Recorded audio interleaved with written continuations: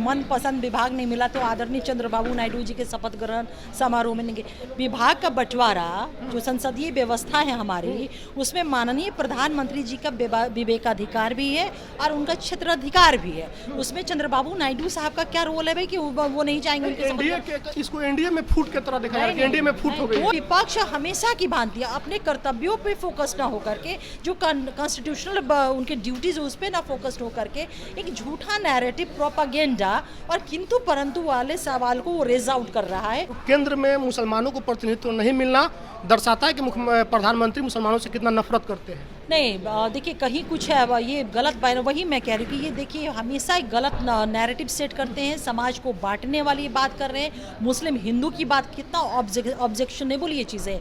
आपको याद दिला दूं कि चुनाव के दौरान किस तरह से आदरणीय लालू प्रसाद यादव जी का बयान आता है कि आरक्षण, मुसलमानों को अलग से आरक्षण मिलना चाहिए। जब हम लोगों ने इस पे ध्यान आकृष्ट कराया कि ये आपके बयान कहीं ये असंवैधानिक बयान है। जिस आरक्षण को आप गैर संवैधानिक बता रही हैं, उसी आरक्षण की रक्षा की बात चंद्रबाबू नायडू अपने आंध्र प्रदेश में करते हैं, बोलते कि कभी खत्म नहीं होने देंगे। नहीं तो आरक्षण को कौन खत्म कर सकता है? कौन चुनाव? क्या मुसलमानों को एक तरफ बोले कि गैर संवैधानिक है और दूसरी तरफ आपके सहयोगी बोले कि उसको नहीं, धर्म के आधार, अरे भाई धर्म के आधार पे अगर देते हैं। आंध्र प्रदेश को नए मुख्यमंत्री मिल गए हैं। चंद्रबाबू नायडू का शपथ ग्रहण समारोह हुआ, लेकिन उसमें बिहार के मुख्यमंत्री नीतीश कुमार नहीं पहुंचे। अब ऐसा कहा जा रहा है कि मुख्यमंत्री जी को मनपसंद मंत्रालय केंद्र सरकार में नहीं मिला, इस वजह से नाराज हैं और नहीं गए हैं। हमारे साथ अंजुम आरा है, प्रवक्ता है जनता दल यूनाइटेड के। क्या कोई नाराजगी है विभाग को लेकर के, क्यों नहीं गए मुख्यमंत्री? अच्छा, एक चीज ये बताइए, ये सवाल जो कि मनपसंद विभाग नहीं मिला तो आदरणीय चंद्रबाबू नायडू जी के शपथ ग्रहण समारोह में नहीं गए। विभाग का बंटवारा जो संसदीय व्यवस्था है हमारी, उसमें माननीय प्रधानमंत्री जी का विवेकाधिकार भी है और उनका क्षेत्राधिकार भी है। उसमें चंद्रबाबू नायडू साहब का क्या रोल है भाई कि वो नहीं चाहेंगे इसको एनडीए में फूट की तरह दिखाया है कि एनडीए में फूट हो गई। कोई फूट नहीं है, कोई किंतु परंतु नहीं है। देखिए बहुत गुड रिलेशन है हमारे नेता के आदरणीय चंद्रबाबू नायडू जी से, ये कहने की जरूरत नहीं है। होता है, हो सकता है व्यक्तिगत जीवन में उनके कुछ अपने निजी का, क्योंकि ऑफिशियली हम लोग को जानकारी है नहीं, हो सकता है बहुत सारे ऐसे स्वास्थ्य भी इशू हो सकता है या फिर उनके अपने पर्सनल निजी काम रहे हों, उसके वजह से नहीं गए होंगे। और हम सबके जीवन में ऐसी चीज़ें होती हैं, तो मुझे नहीं लगता है कि इसका कोई पॉलिटिकल कोई आयाम है या पॉलिटिकल कोई दृष्टिकोण है। इन्हीं सभी लोग का जाना मुख्यमंत्री जी नहीं गए तो मैसेज गया ना कुछ तो। नहीं, उसको मैं वही कहूँगी कि उनके नहीं जाने को कहीं से भी एक पॉलिटिकल डायमेंशन में देखना उचित नहीं है। वो निजी कारण भी हो सकते हैं, कोई नाराजगी नहीं है। हमारे कल से जितने भी मंत्री या जो हमारे ऑनरेबल मेंबर ऑफ पार्लियामेंट है, कल से उन लोग अपने अपने काम करने में लगे हुए। आपने देखा कि देश को कितना बड़ा मैसेज तमाम लोगों ने दिया है, इंक्लूडिंग ऑनरेबल प्राइम मिनिस्टर के साथ साथ तमाम ऑनरेबल मिनिस्टर्स ने दिया है। तो कहाँ कोई स्पेस है ये किंतु परंतु? कहाँ विपक्ष किंतु परंतु जरूर तलाश रहा है। और मुझे इस बात का दुख भी है, क्योंकि देश की जनता ने जब सत्ता पक्ष को संविधान ने कुछ उनके कर्तव्य प्रिस्क्राइब किए, तो विपक्ष को भी अपना दायित्व दिया हुआ है। तो विपक्ष हमेशा की भांति अपने कर्तव्यों पे फोकस ना होकर के, जो कॉन्स्टिट्यूशनल उनके ड्यूटीज उस पे ना फोकस्ड होकर के एक झूठा नैरेटिव प्रोपागेंडा और किंतु परंतु वाले सवाल को वो रेज आउट कर रहा है, जो कहीं से भी उचित नहीं है। तेजस्वी यादव का एक और बयान जो है अखबारों में छपा है कि केंद्र में मुसलमानों को प्रतिनिधित्व नहीं मिलना दर्शाता है कि प्रधानमंत्री मुसलमानों से कितना नफरत करते हैं। नहीं, देखिए कहीं कुछ है, ये गलत बयान, वही मैं कह रही हूँ कि ये देखिए हमेशा एक गलत नैरेटिव सेट करते हैं, समाज को बांटने वाली बात कर रहे हैं, मुस्लिम हिंदू की बात, कितना ऑब्जेक्शनेबल ये चीज़ है।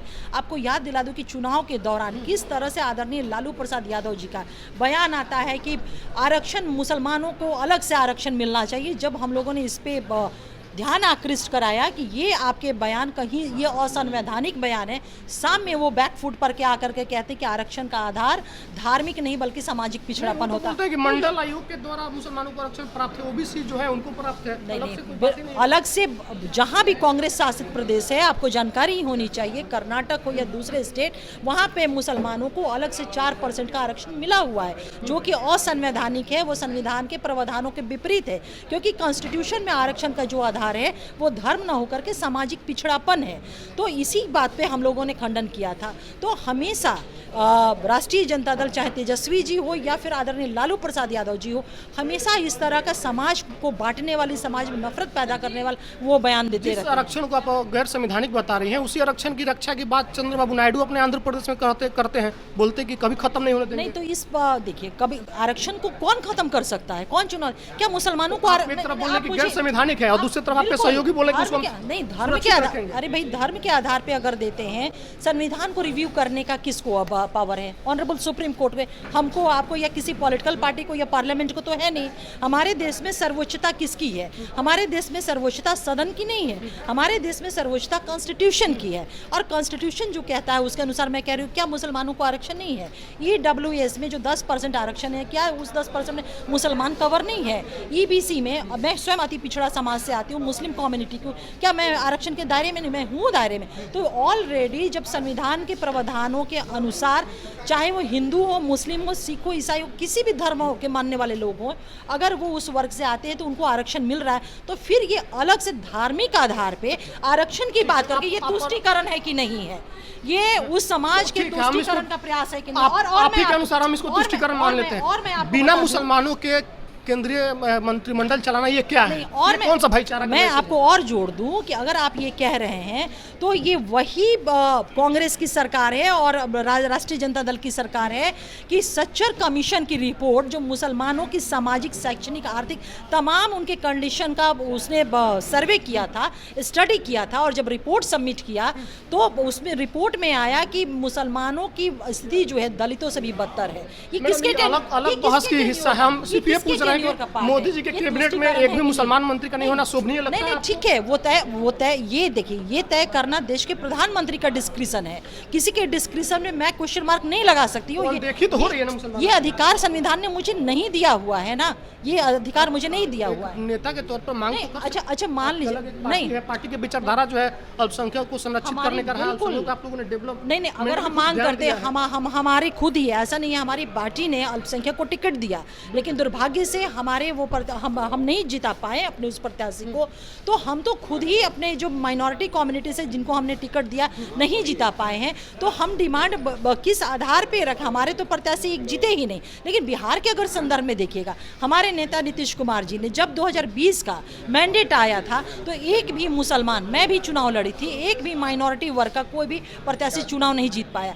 ऐसे में honourable chief minister Nitish Kumar ji ने आदरणीय जमा खान साहब को, क्योंकि संविधान कहता है कि तमाम वर्गों का रिप्रेजेंटेशन हो सके, आदरणीय जमा खान साहब को बुला करके उन्होंने, क्योंकि जमा खान साहब नीतीश कुमार जी की नीतियों से इत्तेफाक रखते थे, वो उनसे इंक्लाइंड थे, और तब वो पार्टी ज्वाइन किया और उनको कैबिनेट में लाया गया। तो हमारा तो स्पष्ट मानना है कि संविधान ने तमाम वर्गों के रिप्रेजेंटेशन की बात कही है और हम उस तरह से उस दिशा में काम कर नहीं, हम उस दिशा में काम करते रहे हैं। जिस गठबंधन में हम हैं, ये डिस्क्रिशन जो हेड ऑफ द गवर्नमेंट है, प्रधानमंत्री का वो पद होता है, वो हेड है और ये उनका डिस्क्रिशन भी है, उनका क्षेत्राधिकार भी है, और किसी की भी डिस्क्रिशन में हस्तक्षेप करने का या अपनी बातों को रखने का मुझे नहीं लगता कि अधिकार मिला हुआ है। चलिए, तो अंजू महाराज थी, इन्होंने कहा कि प्रधानमंत्री का वो दायित्व है कि वो किसको बनाएंगे या नहीं बनाएंगे, लेकिन इनके तरफ से प्रयास किया गया कि एक सांसद मुस्लिम जीत जाए, लेकिन वो लोग जीते नहीं, इसीलिए उनका प्रतिनिधित्व कैबिनेट में नहीं है। इसके अलावा उन्होंने तमाम सवालों के जवाब दिए हैं। वीडियो पर आपकी जो प्रतिक्रिया, उनमें सुनने का धन्यवाद।